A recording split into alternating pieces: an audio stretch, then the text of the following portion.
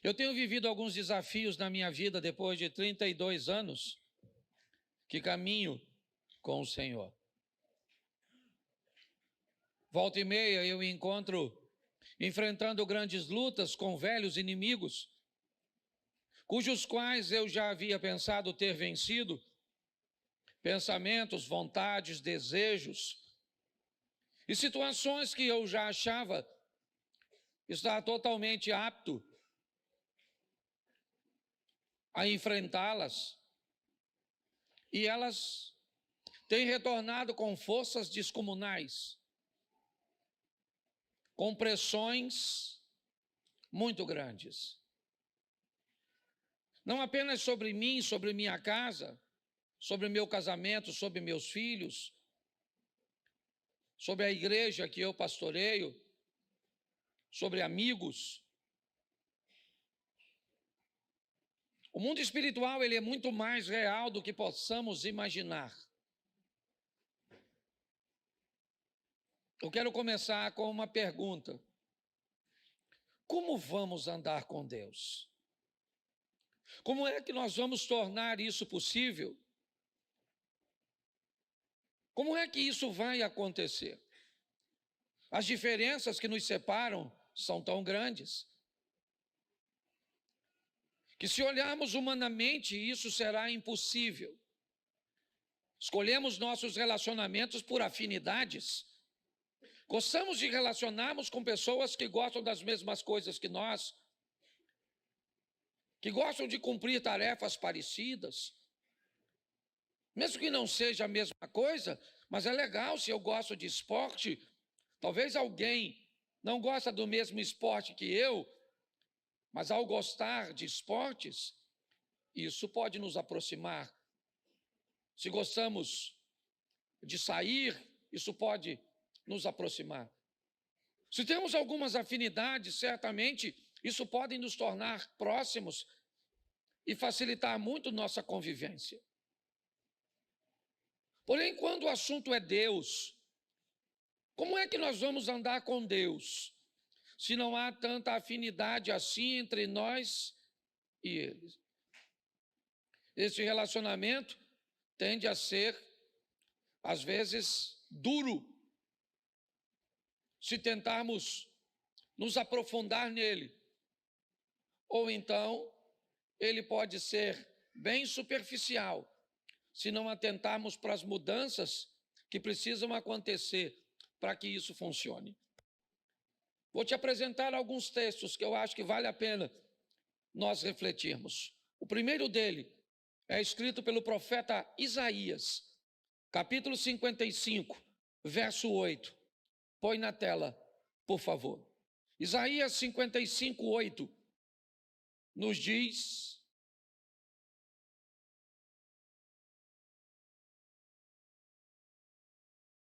eu passei para aí.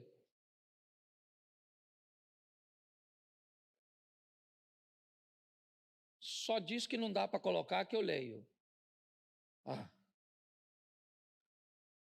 Porque os meus pensamentos não são os vossos pensamentos, nem os vossos caminhos, os meus caminhos, diz o Senhor. Preste atenção, porque nós vamos aprender algumas coisas importantíssimas. Como é que eu vou andar com Deus e vou estabelecer com Deus um relacionamento sadio, se o que Deus pensa é diferente de mim? Se a forma dele pensar é diferente da minha forma? Se por onde ele deseja ir, o que ele deseja trilhar, não é o que eu quero?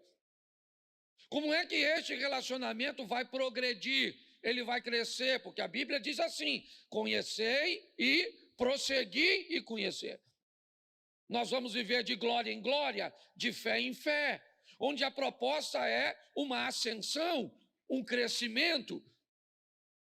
Como é que vamos desenvolver um relacionamento sério, profundo, com alguém que pensa e que deseja fazer, deseja realizar coisas? Seus caminhos são diferentes do nosso. Talvez isso já nos deu um pouquinho, né, a visão de que não vai ser fácil andar com Deus. Por mais que você o ame, ele pensa diferente de você. Por mais que você o ame, ele quer que você faça coisas que você não quer fazer. Então isso vai prejudicar um pouco, criar um relacionamento meio truncado. Alguma coisa que vai precisar de um aperfeiçoamento, que haverá alguns choques, que não será fácil, que não basta derramar o meu coração na presença de Deus, porque quando eu saio do ambiente da oração, as tentações, as provocações, as adversidades, elas vão me pressionar. Então eu não vou conseguir ter um relacionamento sério com Deus pautado em amor. Amor não é suficiente para sustentar um relacionamento como esse. Eu vou precisar mais do que simplesmente amar. Eu vou precisar reunir minhas forças para entender como esse processo funciona e agir sobre ele, porque eu penso diferente dele e o caminho dele é diferente do meu. 1 Samuel capítulo 16, verso 7, vai tornar mais extenso essa lista de separação. Porém, o Senhor disse a Samuel, o profeta do Senhor: escute aqui, esse cara está velho nessa ocasião, mas deixa eu te explicar, ele ouve a Deus desde garotinho, ele não é um iniciante na caminhada profética. Ele estudou muito tempo ao lado de um profeta muito experiente, chamado Eli. Ele foi treinado. Mas o texto está dizendo, está lá, ó, porém o Senhor disse a Samuel: não atentes para a sua aparência, nem para a sua altura, porque eu o rejeitei. Porque o Senhor não vê como vê o homem vê o exterior, porém o Senhor o coração. Olha só, se o pensamento dele é diferente do meu, o caminho dele é diferente do meu, agora a ótica dele, a maneira que ele enxerga as coisas é diferente de mim. Eu sou capaz de olhar a aparência, de acreditar que uma pessoa, pelo relógio que carrega no pulso, pelo colar que carrega no pescoço, pelo carro que colocou no estacionamento, pela marca da roupa ou da bolsa que carrega, os homens são capazes de avaliar as pessoas por isso. Deus diz: eu não vejo como vocês veem. Então, como é que nós vamos caminhar para um relacionamento que vá além do culto, que vá além dessas 2 horas, né, por dia, ou 4 horas por semana, com Deus? Como é que eu vou fazer isso? Como é que eu vou caminhar para algo mais profundo? Tirar essa água do tornozelo e subir um pouco mais, certo? Trazendo profundidade neste relacionamento. Pode ter certeza que isso não será fácil. Está esperando um ambiente fácil para começar a orar? Não vai rolar. Está esperando um ambiente favorável para ler a Bíblia? Não vai aparecer. Você está esperando um momento propício que você queira jejuar? Não vai aparecer. Se você está esperando um ambiente propício e agradável para você fazer as coisas que vão te aproximar de Deus, prepare-se para se manter distante. Porque as coisas que precisamos fazer para estar mais próximos dele, nós não estamos desejosos de fazer. Mas pastor, então está certo. Como é que nós vamos andar juntos então? O senhor já nos disse em 2 versículos que não há afinidade entre nós. Mas ainda assim, eu quero andar com ele, ele quer andar comigo, e eu estou interessado nisso. Então eu vou te dar mais 2 versículos. O primeiro, Ezequiel 33, 11. Põe aí. Diz-lhes: tão certo como eu vivo, diz o Senhor Deus, não tenho prazer na morte do perverso, mas em que o perverso se converta do seu caminho e viva. Convertei-vos dos vossos maus caminhos, porque haveis de morrer, ó casa de Israel. Preste atenção. Conversão. Se eu quero andar com Deus, eu vou precisar me converter. Eu vou precisar sofrer uma mudança. Convertei-vos dos seus maus caminhos. Não podia ser uma vez só? Para que duas?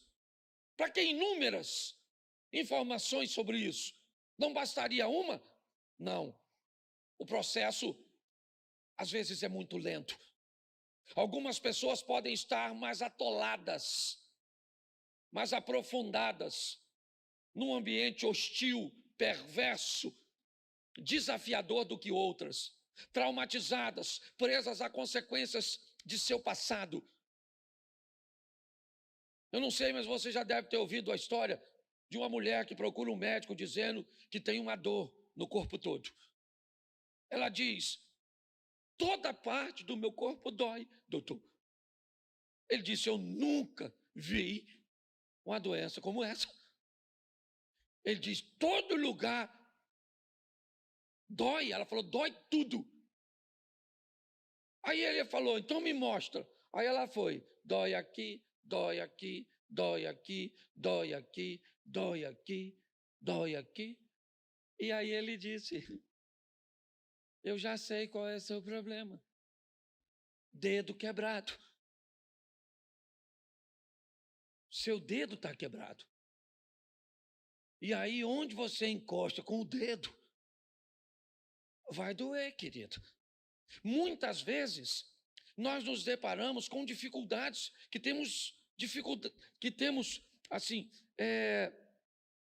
algumas resistências para identificarmos. A palavra conversão é uma palavra desafiadora, porque ela nos expõe a uma mudança que muitas vezes não estamos prontos para fazer. Mas e aí? A outra parte é que vai se converter?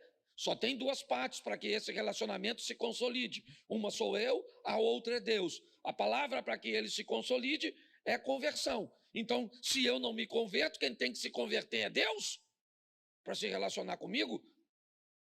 Então não vai ser fácil, não. Não pense que a maioria das pessoas que vivem uma vida sem vergonha, uma vida dupla, querem viver porque não querem, não. Elas querem viver uma vida de santidade, uma vida digna, uma vida decente.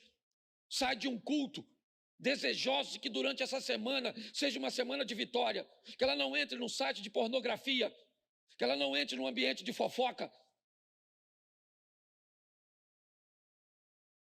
Mas como ela vai fazer isso? Sozinha, ela não vai. As forças de oposição são muito maiores do que a dela. Para que ela consiga êxito nesse ambiente, ela vai precisar de uma companhia, ela vai precisar de um fortalecimento. E se ela não conseguir alcançar isso, se a força do mal convencê-la de que isso não é possível, não é viável, que ela não merece, você pode ter certeza que o que vai acontecer é ela ser envergonhada. Talvez não no ambiente humano, mas no ambiente espiritual. A conversão é algo que precisa fazer parte da nossa vida para que consigamos este relacionamento próximo, crescente e firme. E para isso, Ezequiel 36, 26, nos diz algo: dar-vos-ei coração, porei dentro de vós o espírito, tirarei de vós o coração e vos darei um coração. Preste atenção. Olha só. Aí eu estou pronto a querer me converter? Então tá bom. Então eu vou receber uma coisa, e não mais fora, mas agora dentro. Preste atenção, esse é um texto do Velho Testamento. Certo? Essa história de um espírito que vem para dentro é uma coisa bem do Novo Testamento. Então preste atenção. Nós precisamos, para ter êxito, permitir que Deus entre. Eu não posso mais caminhar com Deus, simplesmente. Eu tenho que caminhar em Deus. Se eu quero vencer, não dá mais para um Deus que ande comigo. Eu preciso de um Deus que ande em mim. Um Deus que habite em mim. Certo? Que mora. Ah, pastor, mas o Novo Testamento já diz que Deus não habita em templo feito por mãos humanas. Ele pode até não habitar, mas frequenta. Então não vem com essa história, não. Certo? Ah, não vou mais à igreja porque Deus não habita em templo. Não habita, mas ele frequenta esse ambiente coletivo. É importante. E se eu quero viver uma vida digna com Deus, eu preciso permitir que essa dureza de coração, que esse coração cauterizado, insensível, esse coração que não sente mais quando desagrada a Deus, desapareça. Esse é o coração de pedra. O Espírito de Deus, ele vai trazer sobre nós um coração de carne, sensível, sabe? Uma percepção clara de quando algo, sabe? Algo que você faz, não interessa o quão pequeno ele seja.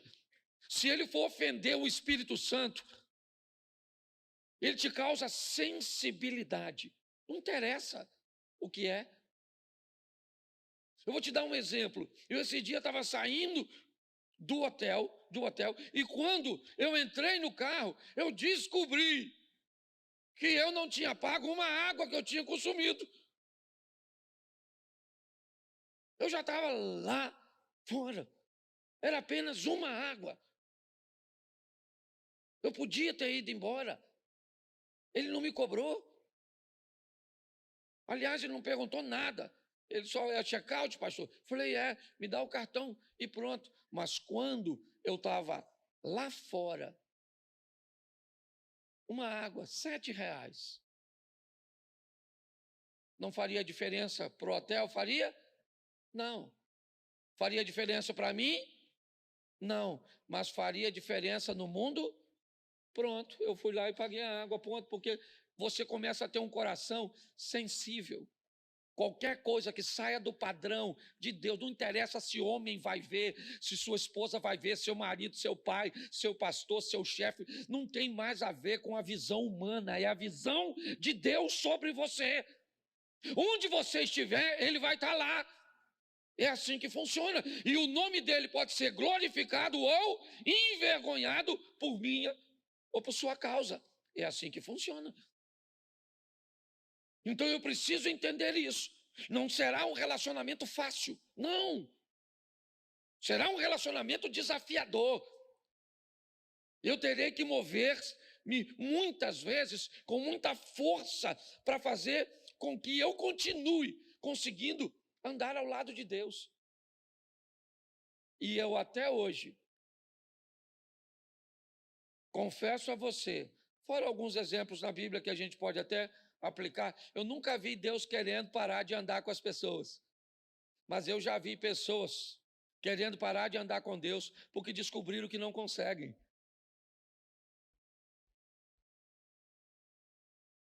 Ah, pastor, eu não consigo. Então, eu prefiro ter um coração de pedra. Porque com um coração de pedra eu nem sou capaz de sentir o que eu estou fazendo. Então, como é que eu posso viabilizar isso? Coloque na tela, por favor, Tiago 1,12. Vou mais rapidinho, que eu até passei. Se me dá mais 6 minutinhos e eu termino. Tiago 1,12. Bota aí. Bem-aventurado o homem que suporta com perseverança a provação, porque depois de ter sido aprovado, receberá a coroa da... Você tem uma outra tradução para botar para mim, irmão? Ela está muito fora. Tem ou não? Se não tem, eu leio a minha, para ganhar tempo. Bem-aventurado o homem que suporta a tentação, porque quando for provado, repita comigo, suporta a tentação. Isso. Porque quando for provado, porque quando for, suporta o quê? Porque quando for, então tentação é diferente de provação. Bem-aventurado o homem que quando for tentado, né, que suporta a tentar, porque quando ele for, receberá a coroa, ao qual o Senhor tem prometido para os que o amam. Agora, verso 13: ninguém sendo tentado, diga, de Deus sou, porque Deus não pode ser tentado pelo mal e a ninguém, mas cada um é tentado quando atraído e engodado por sua própria concupiscência. Depois, havendo a concupiscência concebido, dá luz ao pecado, e o pecado, sendo consumado, gera a morte. Preste atenção. Você quer se dar bem nesse relacionamento entre você e Deus? Pare de olhar a vida dos outros e concentre-se na sua. Todas as vezes que você só consegue olhar a vida do outro, eu te digo perto de quem você está, de Satanás. Ele é o acusador. Na presença de Deus, eu e você não temos a mínima condição de olhar para a vida dos outros. Todas as vezes que você vê na Bíblia alguém se encontrando com Deus, ele diz: ai de mim que eu vou morrer, eu vou morrer, eu estou perecendo. Por quê? Porque na presença de Deus não dá para olhar para o outro. Fica você e ele, acabou a vida do outro. Porque na presença do santo, acabou. No eterno não dá para olhar para a esposa, para o marido, para o vizinho, para o pastor, para o filho, para a sogra. Não dá. Na presença de Deus não sobra ninguém. É só você e ele. É assim que funciona. Então, se eu quero fazer isso dar certo, eu tenho que ter um autoconhecimento. Entender que a tentação precede a provação. Todo homem vai ser tentado quando ele for atraído e engodado por sua própria concupiscência. Seus desejos materiais envoltos em sensualidade ou não. A concupiscência é bem abrangente. Mas o que a Bíblia está dizendo é mais ou menos assim. Você vai ser, no campo da sexualidade, tentado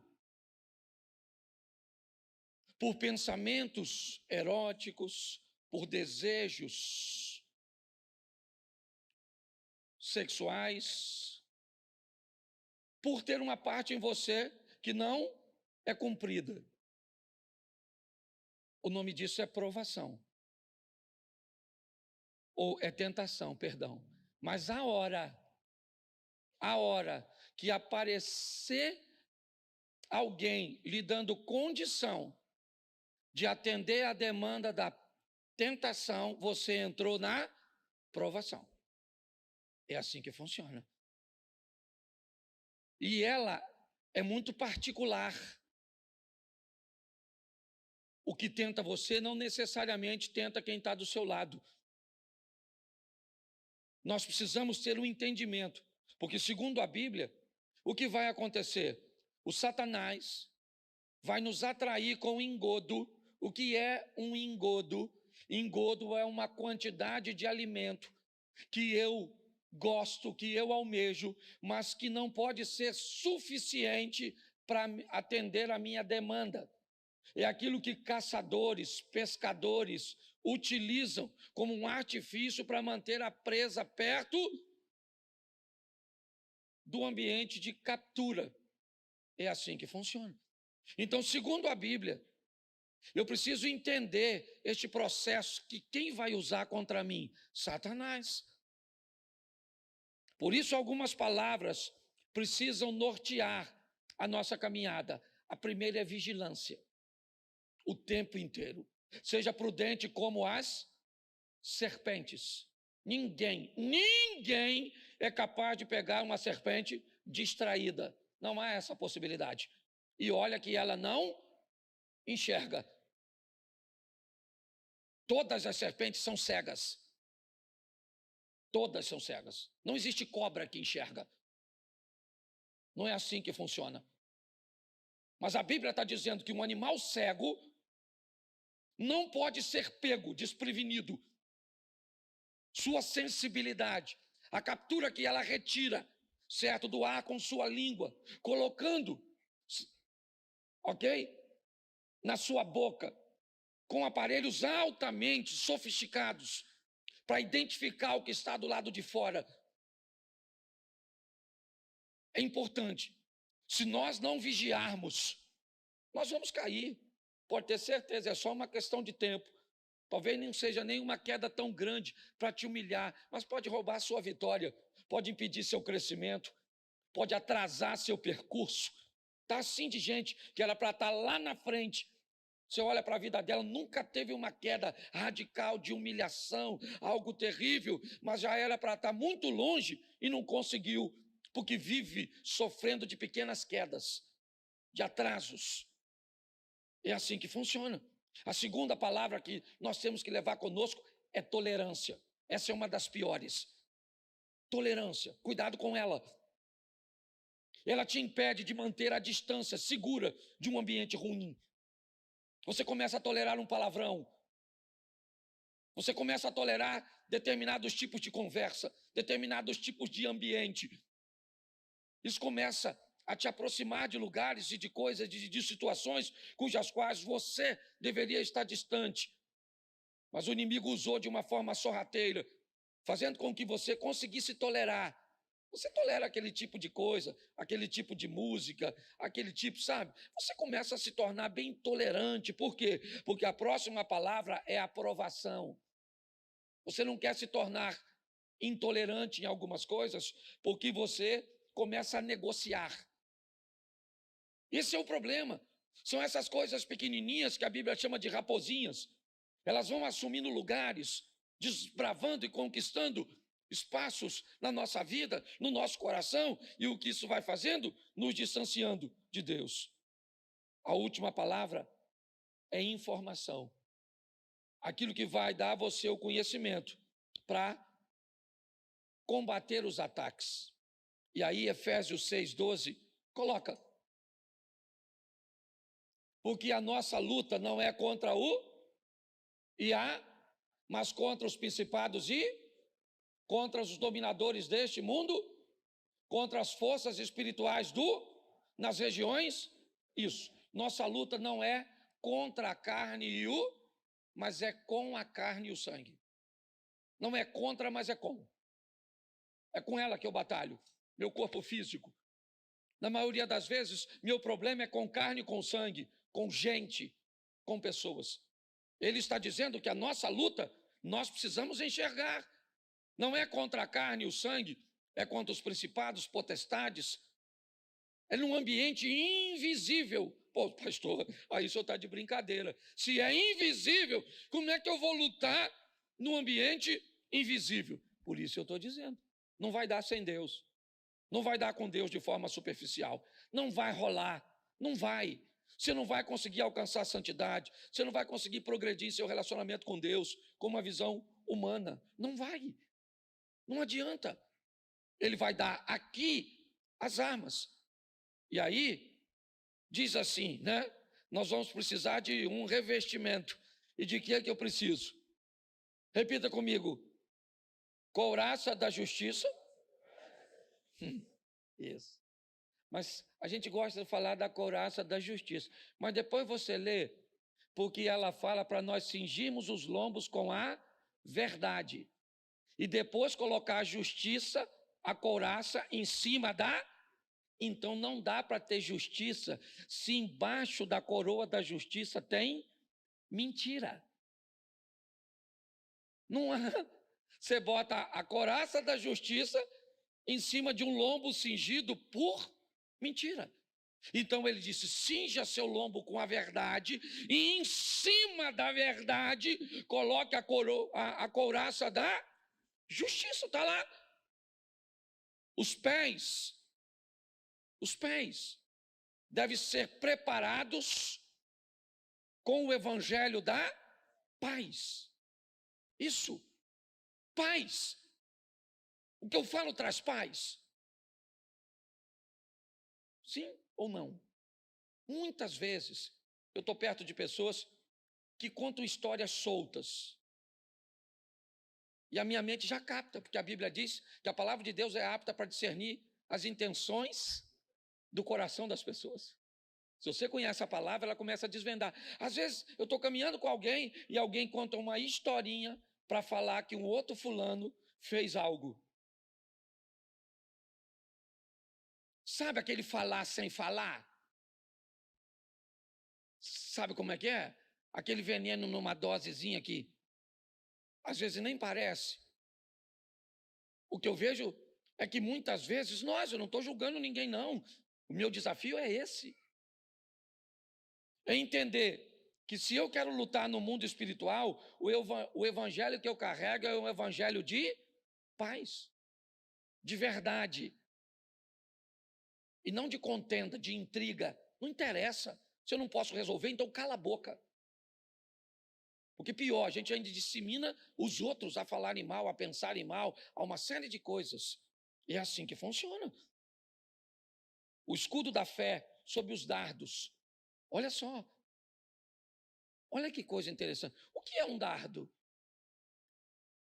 O dardo é o quê? É um objeto que ele é lançado. O escudo é para nos proteger dos dardos inflamados do maligno, que ele vai jogar de longe. Ele não precisa possuir você e nem a mim. Não há necessidade disso. Basta lançar alguma coisa sobre nós que faça com que façamos a vontade dele. Precisamos desse escudo. Na nossa cabeça está o capacete da isso. Uma coisa deve estar na nossa cabeça para sempre. O que que é? A salvação. Salvação de quem? De todo mundo. Se o que eu vou fazer não é para salvar pessoas, tem alguma coisa de errado. Se eu trabalho para Cristo, tudo o que eu faço é com o propósito de salvar pessoas e não de enfiá-las no inferno. É assim que funciona. A espada do Espírito, a palavra de Deus, termina no 18, dizendo: orando todo o tempo, com toda a oração e súplica no Espírito, e vigiando nisso com toda a súplica e perseverança dos santos. Não é mágica, irmãos. Não é mágica. É difícil pra caramba. Não é fácil. Se você esperar querer para viver, eu vou te dar uma notícia: não vai. Não é para quem quer. Se relacionar com Deus não é para quem quer. Porque se fosse para quem quer, todos queriam. Quem não quer se relacionar com Deus? Eu só preciso encontrar um ambiente equilibrado, de autoconhecimento, onde eu consigo olhar para mim e ir eliminando as coisas, entender que o que o meu inimigo pode usar contra mim, porque é isso que ele vai usar contra você. Exatamente. Ele vai estudar você e vai descobrir como é que ele te faz ficar longe de Deus. Isso. É a história do filhinho pródigo. E eu termino aqui. Lembra a história do filho pródigo? Você lembra dela? Isso, está lá, Lucas 15. Onde o filho pródigo está? Na casa do? Enquanto ele está lá, qual o problema que ele tem? Nenhum. O pai tem um inimigo, sim ou não? O inimigo do pai quem é? Satanás. Mas como é que Satanás mexe no filho pródigo, se o filho pródigo está na presença do pai? Então o que ele faz? Eu vou tirar o filho da presença. Porque se eu tiro o filho da presença, eu tiro o filho do ambiente de proteger, e agora ele é um alvo fácil. Então, eu vou falar para vocês, não é fácil para você, nem para o pastor, talvez seja para os outros, para mim não é. A briga é feia. Eu não estou afim de orar, eu não estou afim de ler a Bíblia, eu vou ler, dá sono, dá preguiça, ou as letrinhas embaralha. Você está afim de jejuar, dá uma fome desgraçada. Mas eu vou falar uma coisa para você. Nós vamos vencer. Certo? Pelo menos eu estou afim desse negócio aí. Eu vou vencendo, tem hora que eu dou uma voltinha assim, ó. Aí eu dou mais uma aceleradinha e vou. E estou há 32 anos. Lutando para ir. E já vi gente cair para caramba. Eu já tive umas escorregadinhas assim. Já escorregou, Abner? A Jacira aí de olho em tu, é ou não é? Mas é assim que funciona. Eu queria que você ficasse de pé e dissesse para quem está do seu lado: é difícil, mas é possível. É isso aí. Pouquíssimas vezes você vai ver Jesus chamando Deus de Deus. Todas as vezes, ou a maior parte, ele usa a sua identidade. Pai, bem sei que sempre me ouves. Quando vai ressuscitar Lázaro. Oração, como é que ela é? Pai nosso, meu, é o que ele está dizendo, nosso. Meu pai trabalha até agora e eu trabalho sempre definindo a sua identidade. Por quê? Porque eu posso viver como filho de Deus ou como filho do diabo, porque o diabo também tem filho. A minha identidade é registrada no que eu faço. A árvore boa dá bons frutos, a árvore ruim dá frutos ruins. Minha identidade, ela é minha. Se minha esposa está perto de mim ou não, não interessa. Se eu estou em Xerém ou não, não interessa. Se eu estou num boteco onde todo mundo está tomando cachaça, ou estou dentro de uma igreja, não interessa. Eu tenho uma identidade. Ela está comigo na minha rede social. Ela está comigo se eu estou perto de gente que me conhece ou de gente que não me conhece. Quem eu sou? Eu sou filho de Deus onde? Em Xerém. Eu sou filho de Deus em qualquer ambiente, porque é a minha identidade. As pessoas vão dizer que eu sou palhaço, que eu sou rico, que eu sou aproveitador. Elas vão dizer tudo. E não tem problema, porque elas não sabem quem eu. Mas tem gente que acha que eu sou um astro. Tem gente que acha que eu sou famoso. Tem gente que pensa tanta coisa a meu respeito. Umas pensam coisas boas e outros pensam coisas. Mas eu sei quem eu sou. Então você quer dar uma de coitadinha? Dê. Por favor, só não diga que é filho de Deus. Porque quando você resolve ser um coitado, você não está reconhecendo quem é seu pai. Você pode fazer besteira, sim ou não? Sim ou não? O filho pródigo também. Mas lá no meio da besteira ele diz: na casa do meu pai. Você está com câncer, mas tem pai. Você está enfrentando uma crise no casamento, mas tem pai. Você está desempregado, mas tem pai. Seu marido não está te tratando bem, mas você tem pai. Pode não ter aqui nessa terra, porque às vezes é um dublê de pai. Mas pode dobrar seu joelho e falar com teu pai que está no céu. Você está entendendo? Você só precisa saber quem você é. Estava cansado demais, Elias estava cansado. Profetizou para Acabe que não ia chover. Deus falou: foge. Fugiu para o ribeiro de Querite. A água acabou. Deus falou: foge. O filho da mulher da casa que ele estava hospedado morreu. Ela falou: a culpa é sua. Deus falou: agora volta para encontrar com Acabe. Ele volta para encontrar com Acabe. Sabe o que Acabe diz? Olha aí o perturbador de Israel. Elias estava tão nervoso, falou: perturbador, teu pai, a tua mãe, miserável. Está escrito, a tradução é outra, são seus pais, mas é a mesma coisa. Estava nervoso. Nervoso. O cara veio encontrar com ele lá, um centurião. Ele estava tão chateado que ele falou: Senhor, fogo!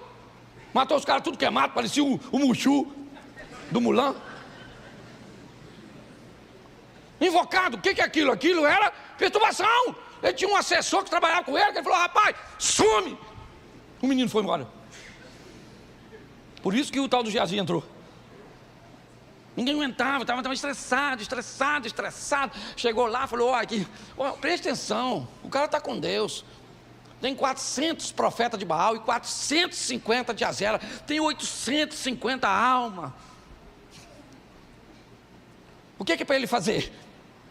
Fazer cair fogo do céu e falar para os caras: vamos aí, gente. aceitar o Deus Todo-Poderoso. Sabe o que ele faz? Corta o pescoço dos caras.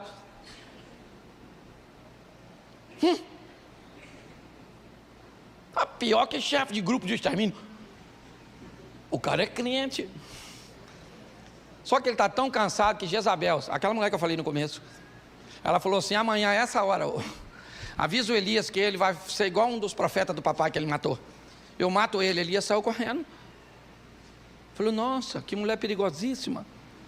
Pô, o cara que mata 450, ou melhor, 850 homens, e sai correndo de uma mulher, o que ele tem? Cansaço.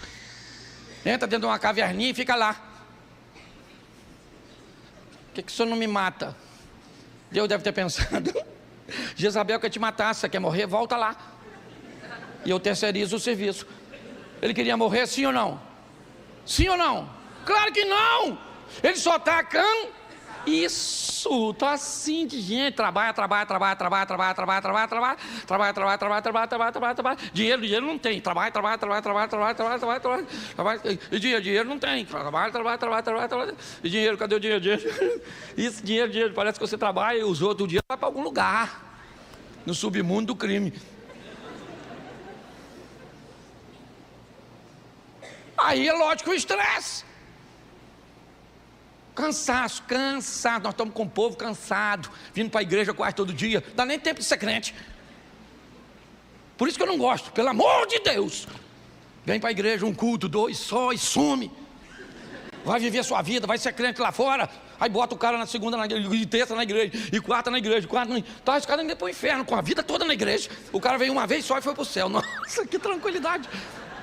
Eu detesto esse ativismo. E estou falando de mim mesmo, porque eu viajo para aqui, esse dia falou comigo que estava se considerando viúva de um marido vivo. Falei: sangue de Jesus tem poder. É verdade, eu falo de mim mesmo. Porque graças a Deus, naquilo que Deus me entregou para fazer, eu faço, né? Bem. E aí a demanda é grande. Então, por favor, dá uma freada nesse negócio. Porque o cansaço está matando as pessoas, matando. Você nem precisa de um grande problema. Note que o cara mata aquele montão de homem e está tão cansado que tem medo de uma mulher. É como se você vencesse um gigante hoje e saísse correndo de um anão amanhã. Porque ele está cansado.